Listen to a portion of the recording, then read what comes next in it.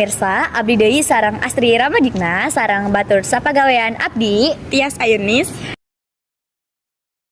Dina warta sakola dinten ieu, kami di dieu pikeun ngabagikan informasi panganyaan ti lingkungan sakola. Dinten Jumat, 7 November 2025, sabaraha siswa SMA Negeri 1 Plumbon menang teguran ti guru ditugaskan lantaran ngelanggar aturan sekolah.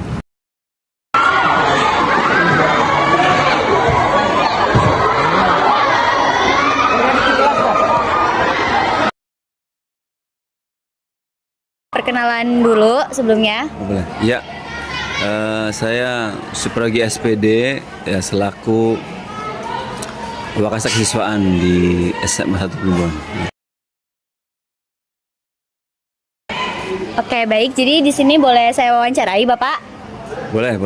Oke, jadi di sini saya akan bertanya sekitar tentang tata tertib di sekolah aja ya, Bapak. Untuk pertanyaan yang pertama, menurut Bapak, bagaimana tingkat kesadaran siswa SMA Negeri 1 Plumbon terhadap tata tertib di sekolah pada saat ini?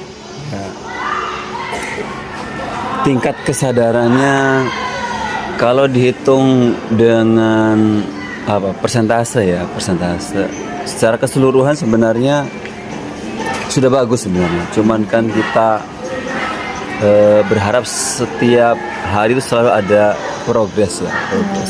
Dan dalam bidang kesiswaan itu memang harus realitasnya memang tidak mungkin kita 100% itu semua anak punya kesadaran yang bagus. Jadi pasti ada anak-anak yang belum memiliki kesadaran yang tinggi. Tapi saya sendiri dengan teman-teman di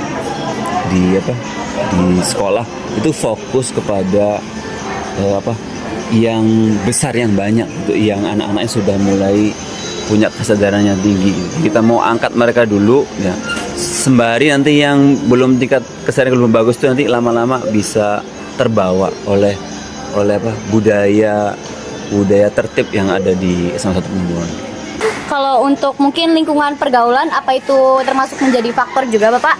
Ya, dengan pergaulan menjadi salah satu faktor, tapi support system itu kan yang paling besar sebenarnya ada di sekolah dan di rumah gitu. Ya kalau di rumah dan sekolahnya udah oke, sebenarnya pengaruh teman sebaya itu bisa yang negatif ya itu bisa diminimalisir sebenarnya. Oke. Harapan apa nih untuk Bapak terhadap perubahan kedisiplinan siswa ke depannya itu seperti apa harapan Bapak? Yang pertama dari kita sendiri nih, dari saya pribadi, saya juga sekarang harus sudah melebar ya ke fokus ke anak-anak tadi yang masih kurang, itu satu. Yang kedua tetap fokus ke anak-anak yang sudah bagus, itu harus tetap diangkat ya, dinaikkan supaya level budayanya itu semakin hari semakin bagus. Dan itu nanti bisa mengangkat teman-temannya gitu. Jadi kalau nggak tertib tuh jadinya malu sendiri ya, karena teman-temannya udah pada tertib semua. Nah itu sistemnya, tapi itu tidak bisa instan ya, nggak bisa, harus dibangun dari semua elemen, termasuk yang kelas kemarin kita misalnya buat siswa pelopor itu ya. Kemudian dari OSIS MPK-nya, dari eskul-eskulnya itu harus semuanya bergerak untuk mendukung itu tadi visi sekolah, misi sekolah kaitan dengan kedisiplinannya gitu. Cukup Bapak? Cukup. Ya, baik. Baik Bapak, kita kan bakal wawancara Bapak nih. Jadi Bapak pertama-tama ngenalin diri dulu ya. Perkenalkan, nama Bapak Ikhwan Saifur Rahman. Bapak ngajar di SMA Negeri 1 Plumbon sebagai guru BK kelas 12. Bagaimana langkah guru BK dalam menanggapi siswa yang berulang kali melanggar tata tertib? Biasanya kalau melanggarnya berulang kali, pertama kita panggil dulu anaknya. Kita panggil dulu kenapa, diulangin lagi. Kita kasih peringatan pertama sama guru BK. Yang kedua, kita panggil orang tuanya.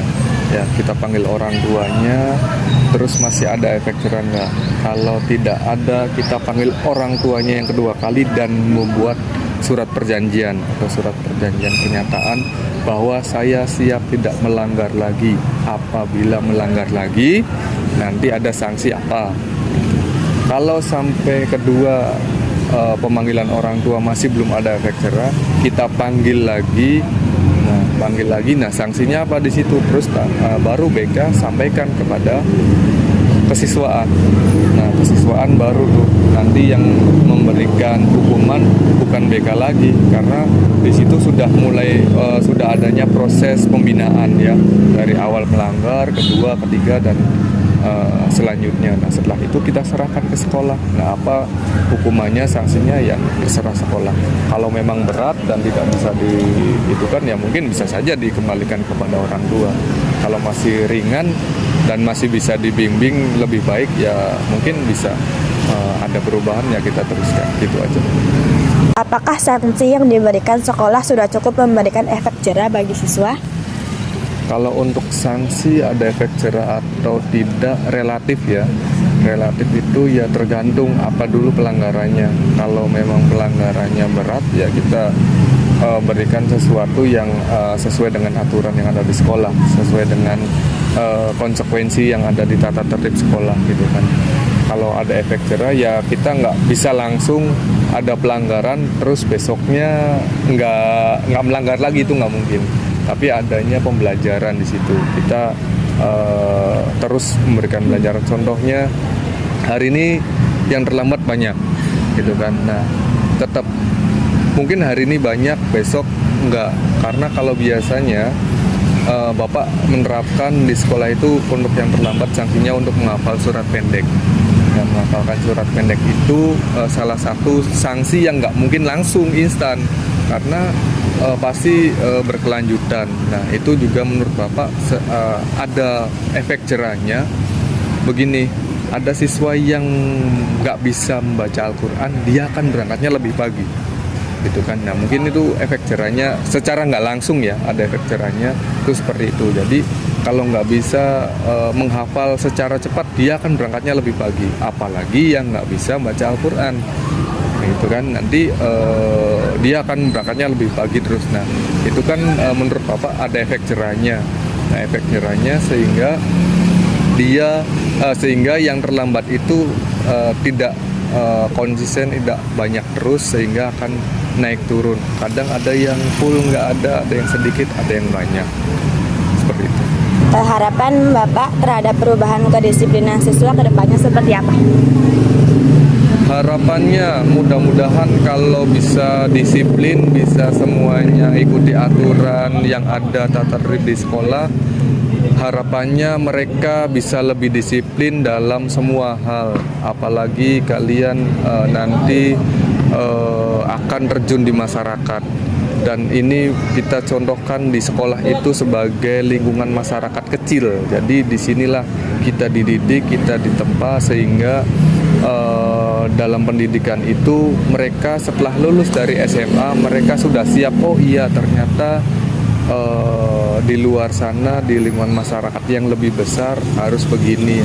Contohnya kalian misalkan setelah lulus dari SMA mau kuliah.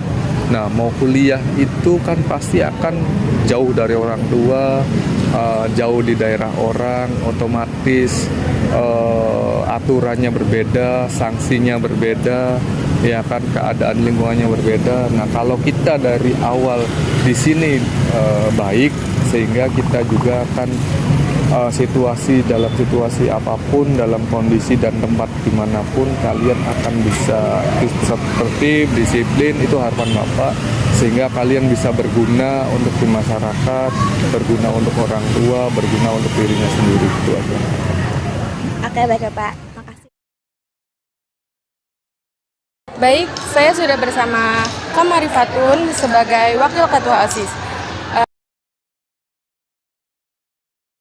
Langsung poinnya aja ya Kak. Sebelumnya saya mau nanya nih tentang apa tanggapan Kakak terhadap siswa-siswi SMA Negeri 1 Plumbon yang masih melanggar aturan. Jadi menurut saya, untuk siswa-siswi yang melanggar aturan tersebut itu harusnya sadar diri akan kewajiban mereka terhadap sebagai siswa gitu kan. Karena kewajiban mereka sebagai siswa itu untuk menaati peraturan yang ada di sekolah. Nah, untuk mereka yang masih melanggar, kita itu akan mengadakan atau memberikan konsekuensi yang setimpal dengan apa yang mereka langgar. Sabaraha murid telat sumping ka sakola, sedangkan anu sanesna henteu nganggo saragam anu diperyogikan. Sakola negeskeun yen aturan kedah dipatuhi pikeun ngajaga disiplin sareng ketertiban. Oge ngingatkan murid-murid ngenaan pentingnya tanggung jawabna dina ngajungjungna ngaran alus sekolah. Jang jadi contoh nu hadapikeun sasana. Pikeun warta sakola ayeuna, mudah-mudahan ieu kajadian bisa dijadikan pelajaran. Pikeun sakumna murid sangkan leuwih disiplin jeung taat kana aturan sakola. Di sareng Asri, Tias, bade angkat. Hatur nuhun.